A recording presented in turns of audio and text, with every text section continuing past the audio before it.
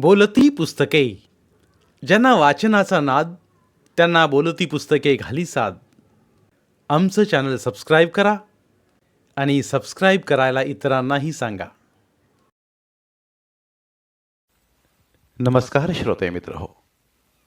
बोलती पुस्तके सादर करीत आहे लेखक श्री राजेश जगताप लिखित कादंबरी आडूसा, प्रकरण 8. पाण्याची दुसरी खेप झाली. अजून 2 खेप आणायला पाहिजे होत्या, पण पारूच्या अंगात त्राण उरलं नव्हतं.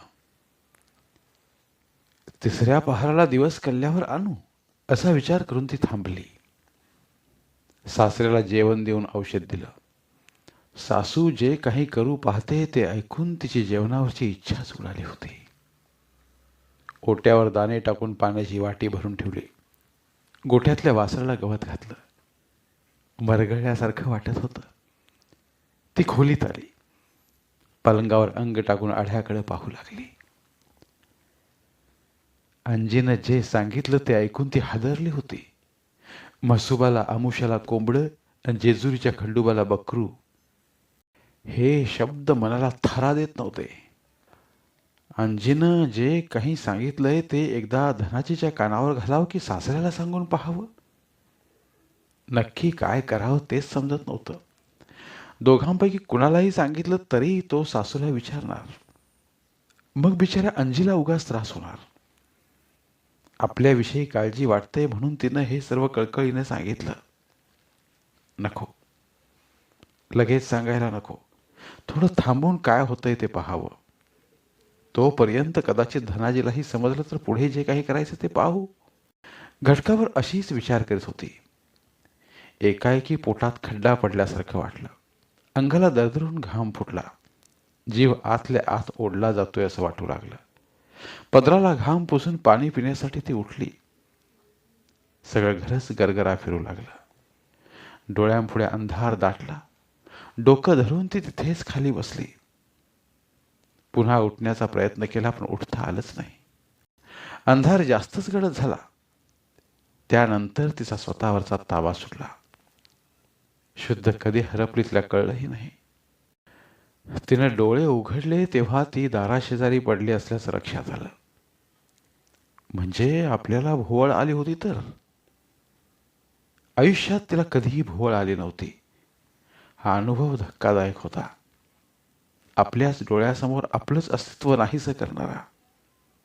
कितीही तोल सावरायचा प्रयत्न केला तरीही सावरू न देणारा. आपण कोण आहोत, कुठे आहोत याचा थांग पत्ताही न लागू देणारा. जिवंत असूनही मृत्यूच्या दारातून फिरवून आणणारा. सारच कल्पनेच्या बाहेरचं. खरोखरच आपल्याला शुद्धच आली नसती आणि समजा खरोखरच आपण मेलोच असतो तर बरं झालं असतं. निदान वांजुटे पण घेऊन जगण्यातून सुटका तरी झाली असती. पण देव ही निष्ठुरच म्हणायचा.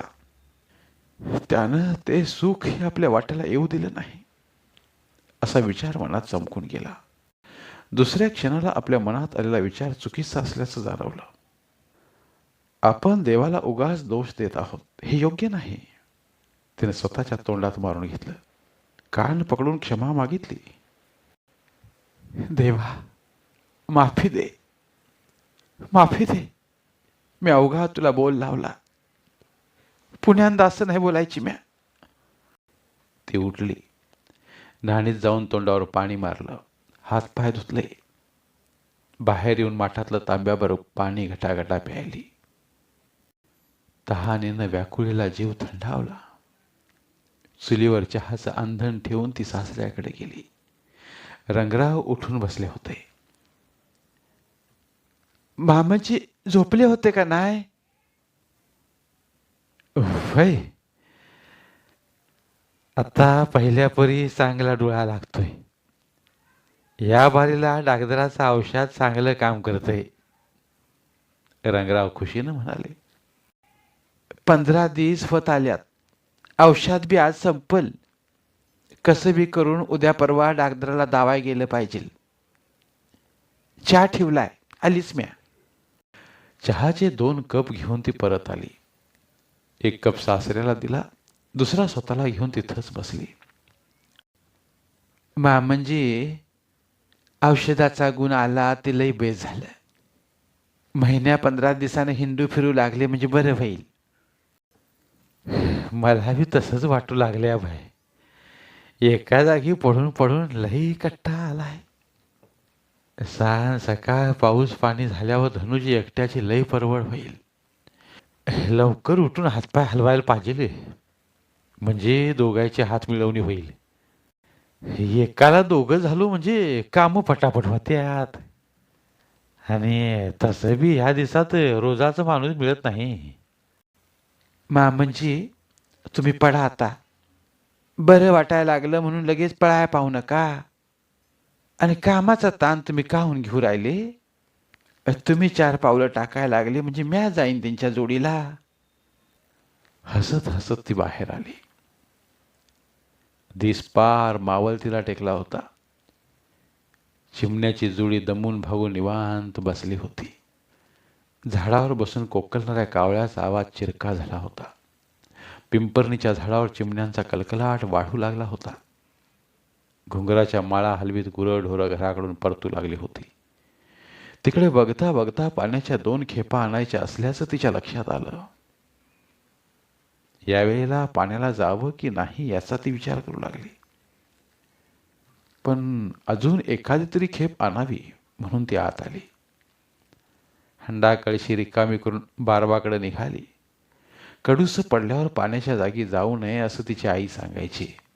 हे आठवून तिनं पाऊल उचललं. चालता चालता मनात काही बाई विचार येऊन अंगावर काटा आला.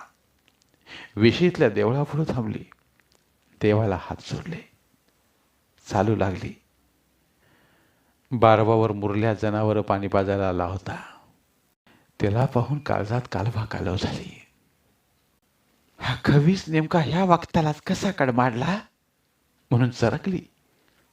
मागच्या वर्षी ती नेहमीप्रमाणे धनुच्या मागे घरातलं काम आवरून गाय घेऊन मळ्यात चालली होती. हातात घुंगराची काठी आणि डोक्यावर भाकरीचं टोपलं होतं. हर हुर्र करीत गाईला हाकीत ती चालली होती. नागपंचमीचा सण जाऊन 7-8 दिवस झाले होते. अंगणातल्या झाडाला पोरींसाठी बांधलेला झोका अजून सुटला नव्हता. नागपंचमीला पोरींनी झोका खेळताना म्हटलेली गाणी मनात अजूनही झोक्यावाणी हेलकावत होती. गाव बरंच मागं पडून माळरान लागलं होतं. माळ रानावर गुरं चरताना पारूला दिसली. सभोवताली तरारून आलेल्या शेतातलं वारं भिजल्या अंगावर हिरवाई पांघरून चिंगाट पळू लागलं होतं. मोकळ्या रानातलं गार वारं अंगाशी लगट करू लागलं. अंगाभोवती पदर गुंडाळून घेतला तरी जुमानीत नव्हतं. आणि त्याच वेळी बुरगांट आलं. गाईचा कासरा घाईघाईने ओढीत ती माळावरल्या झाडाकडे आडोसा घेण्यासाठी पळाली. पण बुरगांटानं आपलं काम केलं होतं. ती झाडाखाली आली तेव्हा चांगलीच भिजली होती. भिजून अंगाला चिकटल्या लुगड्यातून तरणे नवलाई डोकावत होती. बुरगांट जाण्याची वाट पाहू लागली आणि अचानक तिच्या खांद्यावर कुणाचा तरी हात पडला. तिने चमकून मागं वळून पाहिलं. मुरल्या तिच्याकडे पाहून तंबाखू खाऊन काळवंडलेले दात दाखवीत बरळला. लय हिव वाचते जणू. या घोंगडीत या. क्षणभर अंगावर वीज कोसळल्यागत वाटलं. कुणीतरी अंगावर विष्टा टाकल्यासारखा भास झाला. तिरस्काराची शिसारी नकशकांत भेदून गेली. हातातील काठीचे सनसनीत 4 फटके मुरल्याच्या अंगावर कधी आणि कसे पडले ते तिलाही समजलं नाही. मेलो मेलो बोंबलत मुरल्या चिखलात लोळत होता. गाईचा कासरा ओढून ती चालू लागली. जाता जाता त्याला पाहून थुकली. रागाने म्हणाली, मुडद्या आय घाल्या, पुण्यांदा आगळी केली तर जित्ता सोडायची नाही म्या. खरं म्हणजे धनाजीचं स्थळ तिला सांगून येण्या अगोदर तिच्या मावशीच्या ओळखीनं मुरल्याचं स्थळ आलं होतं. तेव्हा मुरल्याचा गबाळेपणा आणि त्याच्यासोबत आलेल्या माणसांचं एकंदरीत वागणं तिला आवडलं नव्हतं. तिने त्यावेळी कोणताही आडपडदा आणि मुलाहिजा न ठेवता तोंडावर स्पष्ट नकार दिला होता. आमचा अपमान केला म्हणून सगळे तनतनत गेले होते आणि नेमकं त्याच गावातील धनाजीला तिनं होकार दिला होता. पारू आणि धनाजीचं लग्न झालं त्या दिवशी त्यानं एक डाव हिला घुसळून काढल्या बिगार सोडायचं नाही अशी खूणगाठ बांधली होती. तेव्हापासून तो जमेल तशी तिच्यावर पाळत ठेवून होता. पण बराच आटापिटा करूनही त्याला संधी मिळत नव्हती. ती त्याला तेव्हा मिळाली होती.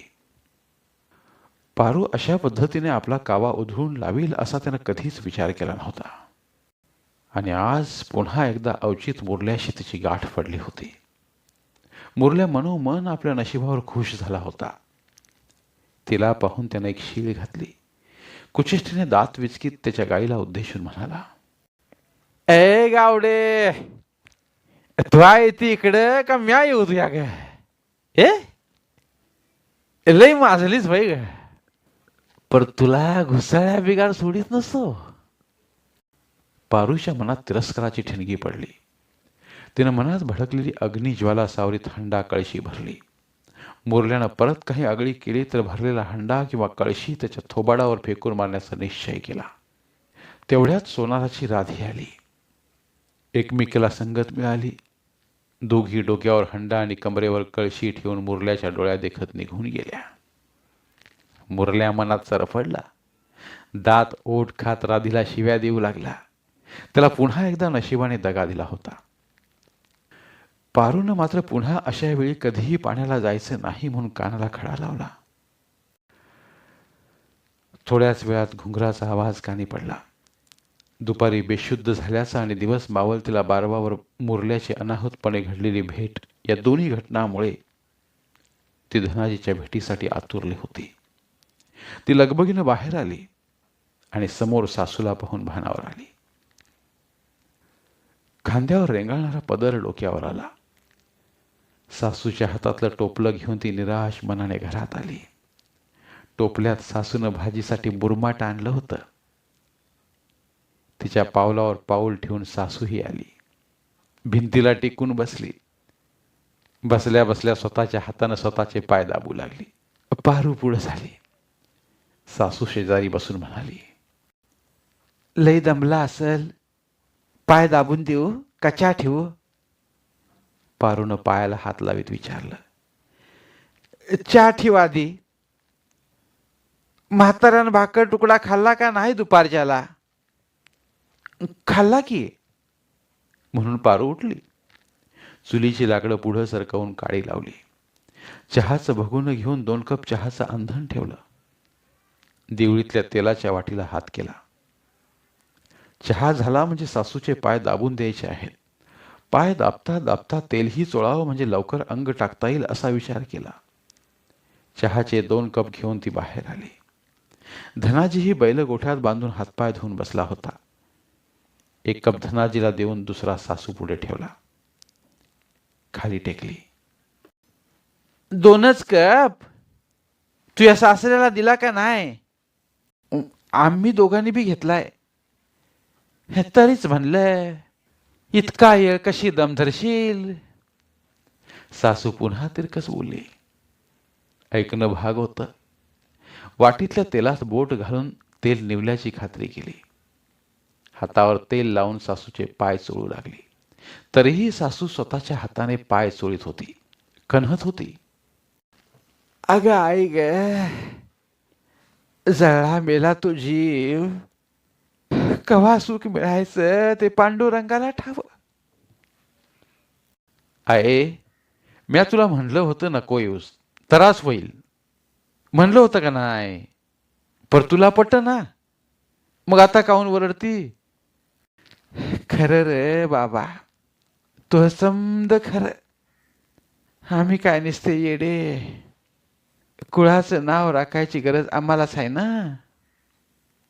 तुम्हाला कोण काय म्हणतंय? लोक आमच्या तोंडात शाण घालतील. सासूचं रोजचं टक्क्या टोनप्याचं बोलणं ऐकून पारू वैतागली होती. ना इलाजाने तेलाची वाटी घेऊन उठली. दुपारी अचानक आलेली भोवळ, बारवावर भेटलेला मुरल्या, हे सगळं मनात दाबून स्वयंपाकाला लागले. सांगायचं तरी कुणाला, आणि सांगून फायदा तरी काय? त्यो मुरल्या मेला 3 वर्षा मागे लग्नाची लई घाली झालती वाटतं. गुडघ्याला बाशिंग बांधून आल्यागत बावचाळला होता. मग ह्याला आत्ता कोणी मिळेना का काय? गल्लीतल्या कुत्र्यावाने उकाडे हुंगत बोंबालतोय. त्याचं धनाजीला काही सांगायचं म्हणलं तर उगा भांडणाला आवातन. विचाराचं विस्कटलेलं गाठोडं तिनं बांधून ठेवलं. धनाजीनं धारा काढून दुधाची चरबी तिच्या पुढे ठेवली. काही न बोलता निघून गेला.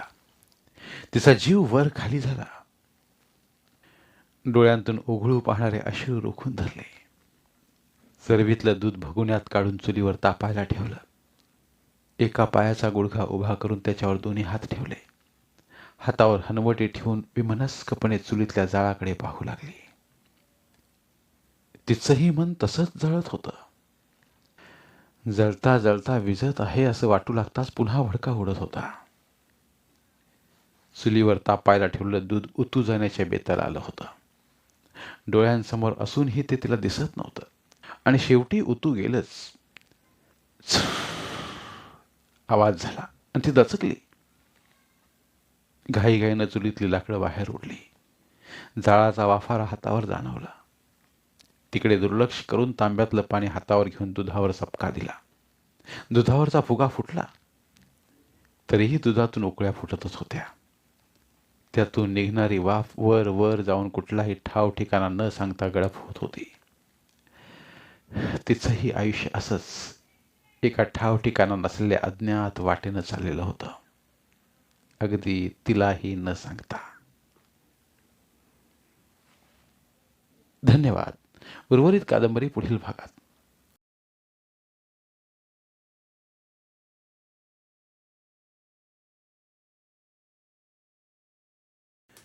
धन्यवाद. प्रिय श्रोते मित्र हो, आपल्यासाठी एक आवाहन. आमच्या चॅनलच्या प्लेलिस्ट विभागात तुमच्यासाठी शेकडो कादंबऱ्यांचे ऑडिओ बुक्स उपलब्ध आहेत. तिथे प्रत्येक कादंबरीचे सर्व भाग एकत्रित मिळतील. त्यामुळे सध्या सुरू असलेल्या क्रमशः कादंबरीच्या पुढील भागासाठी वाट पाहण्याची गरज नाही. तुमच्या वेळेनुसार तुम्ही संपूर्ण कादंबरी सलगपणे ऐकू शकतात आणि साहित्याचा आस्वाद घेऊ शकता. कृपया आमच्या चॅनलच्या होमपेजवर जाऊन प्लेलिस्ट चेक करा आणि तुमची आवडती कादंबरी निवडा. धन्यवाद.